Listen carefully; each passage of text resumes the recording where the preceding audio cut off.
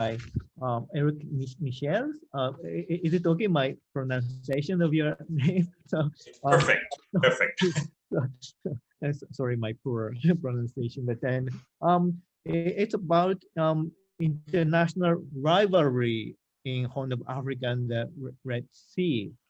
So we would pretty much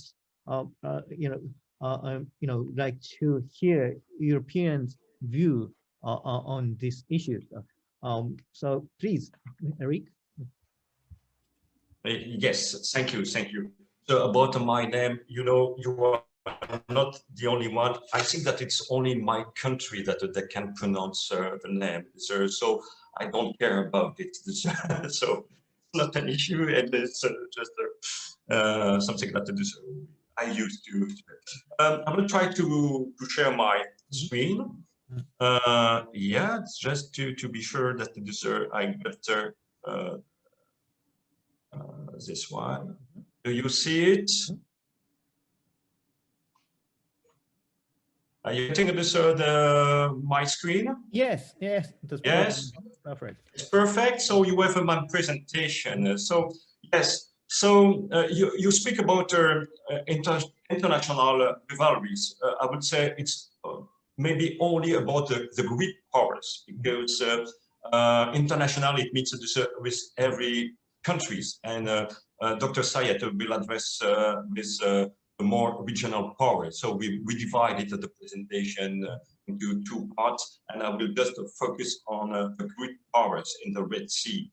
And yes, of course, this is the outlines of my presentation, and I will firstly consider this about which actors I will speak about, because when we speak about international actors, we have a lot. And secondly, I will say, okay, what is so important in the Horn of Africa, or in the Red Sea region for these international actors? And last point I will address you, it's how they exert their influence in the region. So a short brief about that. Yes, about this international actors. Of course, this we have what I consider the three main global powers in the world. So we have, of course, the United States, we have China, the two competing for the first rank. Of course, it's about military power, economic power, influence power, and so on. But we cannot ignore also Russia. Russia is maybe not looks not so as powerful like the two other sides. But don't forget that Russia still has a great military power. From my side, it's a very influential power, and has also this a big about territory. So we have to consider, because Russia is trying to influence anything, and also to counter US, and to be also sometimes outside China. And you can imagine that for a European guy, I would like to address also Europe. Do I have to address? So, if we see Europe, Europe is an economical power. So we have a lot of exchange. Of course, we have some military meaning, because inside Europe, if we take UK, United Kingdom, we have two nuclear power. We have two countries having the veto right at the UN Security Council. So if we are counting the number of soldiers we have in Europe, amount. So, but if I have to be honest, Europe, it's just this fragile, lacks of unity when it's about foreign policy. Europe has some difficulties to have one voice for any trouble, and it's sometimes competing internally about what is the stand they have to adopt to face any problem, any issue in the world. So on that way, yes, Europe, it's not always this a great power so for international issues, but it's a good point of comparison when we are just addressing some points, when we are discussing about US, Russia, and China. Just, we can compare sometimes some points with Europe. Yes, is it the same? But during this presentation, just to make this some comparison points, I will just address two main countries, not as global power, but just as comparison points. It's about UK and France. Why these two countries? It's because, like I just mentioned, France and UK are two nuclear powers, have veto rights, and have a colonial past in Africa and in the region. So they exerted some kind of influence. So it will be very interesting to compare the very big powers to these two ones. Yeah. So what makes the whole Africa is very important for them? I will maybe disappoint Mark because my believing when I'm analyzing the three main powers, they don't have so big interest in the country, in the nations ashore the Red Sea. It's not about the population and so on. It's about, like Dr. Sayed mentioned at the beginning of the conference, about interest. So we have the Red Sea. The Red Sea is firstly this commercial routes between Asia and Europe, and also the rest of it's connecting the world. Don't forget that about 10% of the international trades, it's the Red Sea. I've heard a lot of figures about the international trade. So sometimes some people are saying that it's about 20%, 30%, but the figures I have, it's 10%. It's already a lot, but also the 30% of the oil. It's yes. So yes, it's firstly this a very big waterway for the international trades, and of course we have two choke points on closing the Red Sea. We have of course the Canal of Suez and also the Strait of Bab el-Mandeb, the two ones I like in red. So it's a very strange fact, very important to know, because for example, for Suez Canal, it was already closed twice in the past. It was closed in 56 and also during the period from 67 to 75.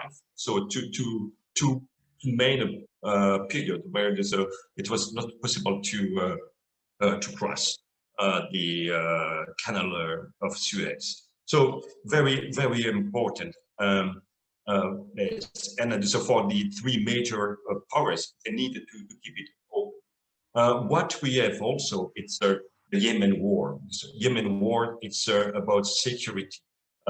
You know that it's we are facing in the Red Sea some security issue coming from Yemen. So we have, for example, at different times, the last 2 years, this incident with missiles fired by party against the commercial tankers.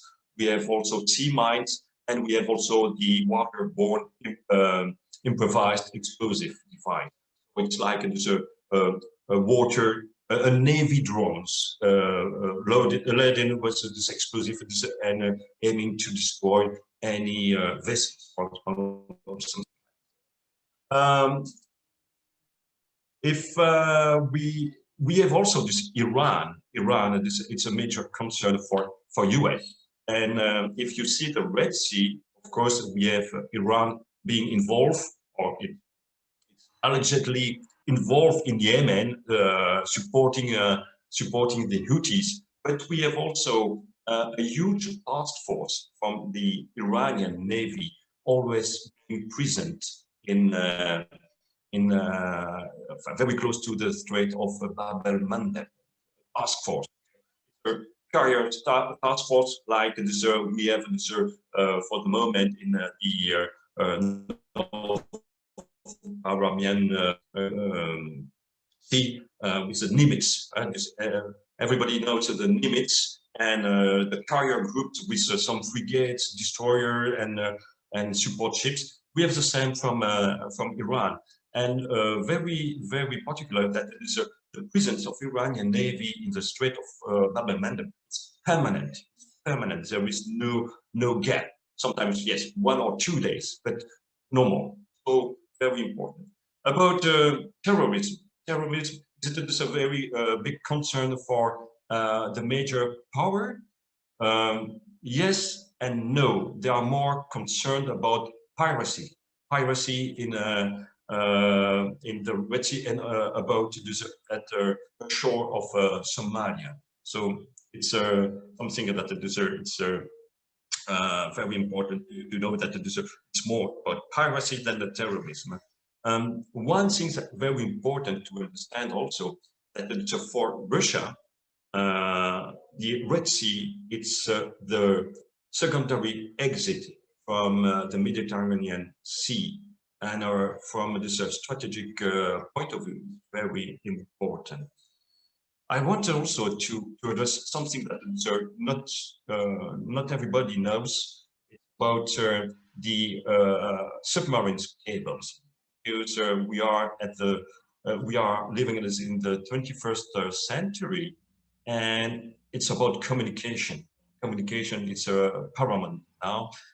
It's not only for the social media, but it's about this finance. It's connecting the stock exchange between London, Paris, Tokyo, and Beijing. So it's very important. And if you see the world communication cables, a lot are passing underway of the Red Sea, so very important on that way. Normally, it's always built by this international companies, but you can see that China also laid down its cable in the Red Sea to be more independent for the communication.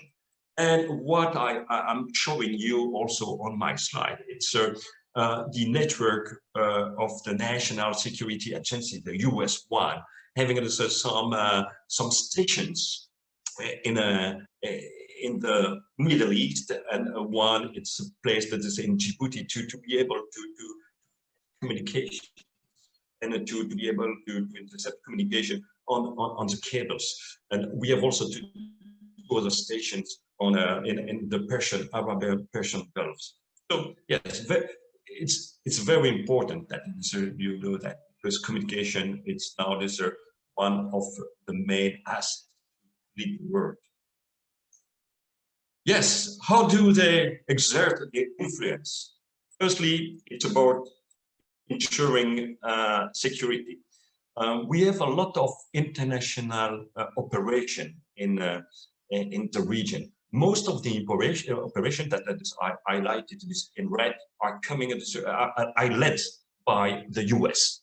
It's led by the US, but you have a lot of international cooperation. It's not only US that you have.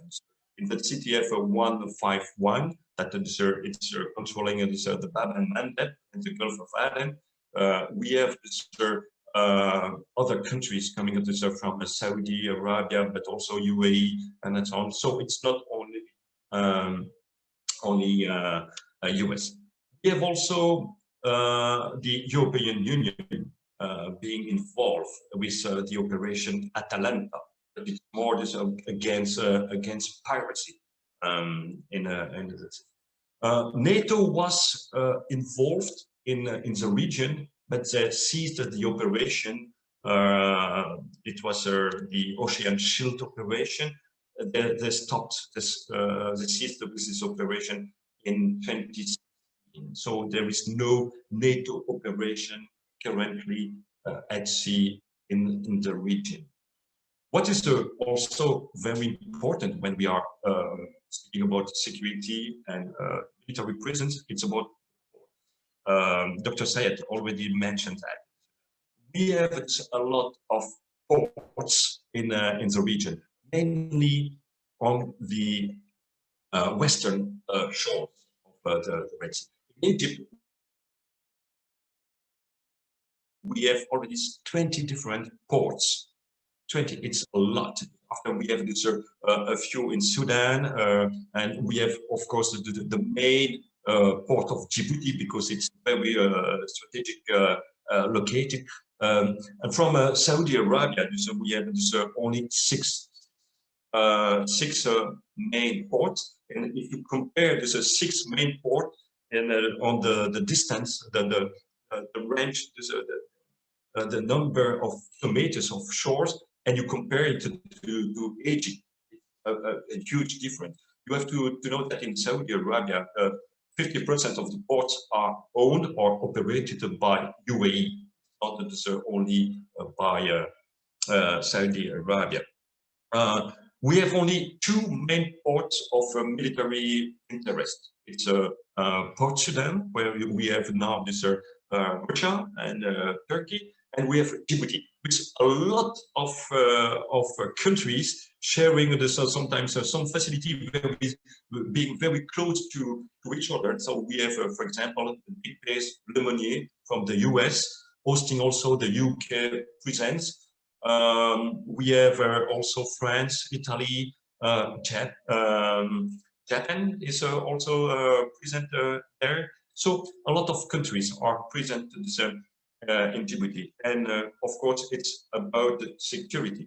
But Djibouti is now overcrowded, and you can assume that you can have some conflict. So we have some incidents between the Chinese soldiers and the US.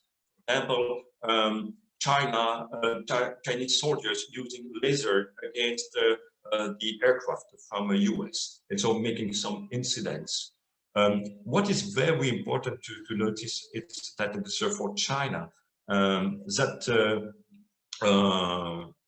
that base in Djibouti, it's what I will call the most chief action from Xi Jinping, because having a base abroad, it's something very, very new, I would say. Yes, what we have, it's a military cooperation agreement. Of course, to have a base, so you need to have a military cooperation agreement. And I highlighted that recently Russia concludes 21 different cooperation agreements in Africa, just recently, and 3 are in the region with Egypt, Sudan, and Ethiopia. It's what I highlighted with the yellow stars. Yes, 3 in the region. It's something. It's something. About economic, yes, economic. We can say this a lot. So firstly, about sanctions. It's mainly this from US. US is using the sanctions tools to make some pressure and to get what he wants. But currently, there is no sanctions against the countries in the Horn of Africa. So the last one was against Sudan, and it was revoked in 2017. But US still threats the country about the sanctions. Like the US was threatening Egypt with sanctions about the weapon sales from Russia to Egypt. About financial flow, very important. Everybody thinks that China is the most important investor in Africa, but China is owning debt. It's mortgage. It's not investment. about investment, direct investment, what is very interesting for any countries, it's not the champion. You see that you have the US, UK, France, and China, it's only the fourth. We don't see this Russia about investment, but it's very important to make a big difference between money flow and investment, direct investment. About import and export. If you look at this at Africa, I'm sorry because the countries are in French because I could not translate it on time. But if you see about the commercial balance with China, everybody thinks that this, China is doing very well this in Africa, but China is exporting a lot to Africa, but it's not buying product from Africa. So it's just this 10% that it's buying. The main destination of African products is Europe. So for European countries, it's very important to have a very good balance, economical balance, and it's not with China. So China, it's maybe a very big player, economical player, but we have to be very precautious about what we are to do. Technology is very important, and this is one I addressed this, the concern about the submarine cables, but also one challenging point now and competing point. It's about the 5G mobile communication with Huawei, for example. And so we have some deals being done. So US is preventing Huawei to deploy its assets in US, in Europe, and so on. But this, Huawei, it's a very assertive in Saudi, in UAE, but also in Egypt to be able to deploy its technology. And of course, it's a strategic alliance. What is the advantage of China? It's to be able to deploy very quickly and very cheap. Yeah. About diplomatic and politics, of course, I spoke about the sanction, economical sanction, but also we have to think about pressure.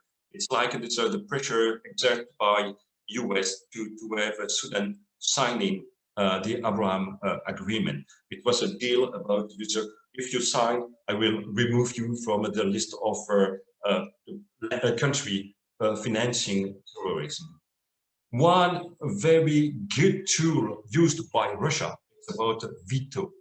If we are looking at the in the history, the 15 last years, only the 15 last years, there were this 35 vetoed at the United Nations Security Council, 35. And Russia put its veto 24th time. For this US, it was only 6 times. And for China, it was 30 times. Okay, it makes more, but China always put its veto only together with Russia, never alone, never alone. And if you are studying this, the long history since 46, China just put this twice, 2 times a veto alone. But normally it's just following Russia. Military cooperation. Yes, I spoke about this, Russia.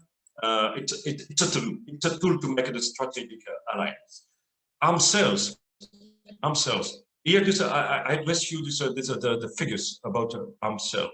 And of course, one of the biggest arms seller is Russia. Russia counts for 49% of the sales, weapon sales in Africa. And here, I have some figures in below this about the millions dollars trades on Africa and Saudi Arabia. And I make a big difference between both because we can see that the influence is not the same. It's not the same. We see that Russia is the champion in the Horn of Africa, and we have US and UK champion in Saudi Arabia. So I don't speak about Yemen, of course, but this is very important, and you see that China, it's not so present about selling weapons now. And comparing to France or even to UK, they're very small. So it's not a reason that weapon the difference. Yes, here it is about Russian arms. You see that it's very important in the Horn of Africa, but you see that it's very important in all the Africa. About cultural and information, from informational, yes, we have the colonies, mainly UK influence and UK languages. But I think that sometimes it can be something very good, a good value, added value, but sometimes it can play against you, like it was in Egypt. I think that sometimes the English influence, it's not always good perceived by Egyptian. Yes, education, it's something very important. So, and you see that the ranking is the most interesting countries for studying. And of course, we see that the United States, United Kingdom, and so on, China. But we have to be very precautionous because it's a global figures. So if you see where are they coming from, yes, it's not always coming from this, the region. If you see Russia, it's good ranking, but all the people coming into for studying in Russia are from neighboring countries mainly.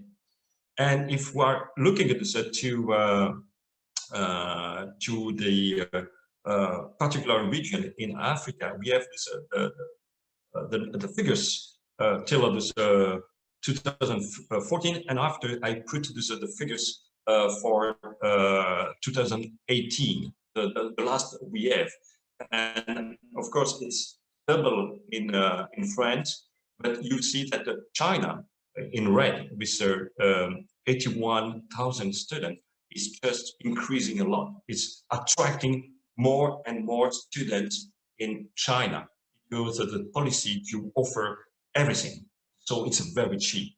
So yes, China is doing very good. Yes, about cultural institutions. It's a ranking. It's about yes, museum, schools, and so on. All in cultural institute in Africa, and you see that France is it's the best one. It's the best one. But China, you see there's a small amount, but now it's almost at the same level of US. It's just increasing. And if we see that it is the past 2 years, they opened at least 5 institutes in the Horn of Africa. About medias are also two things very important to mention, because we know CNN, we know BBC, we know everything about this, the US medias, but also China tried to be very present and opened recently in Kenya an African channel, CGTN. So it looks like it's African media, but it's 100% owned by Beijing. It's just about spreading its propaganda. You have to know that it's about 150 journalists being present in this media, and it's very important to assess that yearly China it's educating 1,000 African journalists. So 1,000 journalists are educated in China and going back to to African, Southern African. Also about